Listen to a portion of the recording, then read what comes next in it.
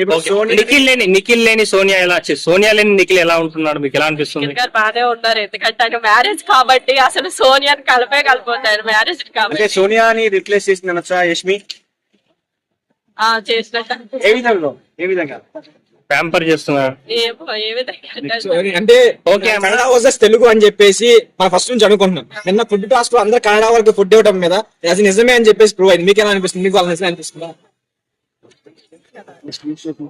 Okay అమ్మా, మీ favourite contestant ఎవరు?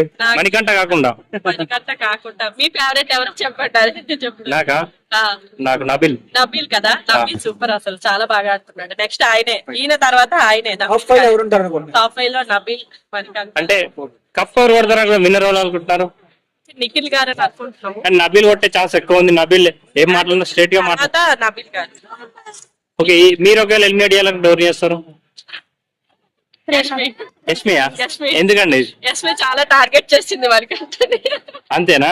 అందుకే ఎవరి నామినేషన్ లో మణికంఠ టార్గెట్ చేసుకొని ప్రతి వీకెండ్స్ లో ఆయన నామినేట్ చేస్తుంది కాబట్టి ఫస్ట్ ఆమె ఎలిమినేట్ అయిందంటే ఈయన సేఫ్. అంటే మణికంఠ సేఫ్ అవుతున్నాడు. మణికంఠ ఫిజికల్ గా ఏం ఆడట్లేదు, ఓన్లీ మెంటల్ గా ఏదో మాట్లాడుతున్నాడు అని అంటున్నారు. రూమర్ ఉంది మణికంఠతో ఎవరు ఫ్రెండ్లీగా ఉంటే వాళ్ళు నామినేషన్ చేస్తారు. రూమర్ ఉంది.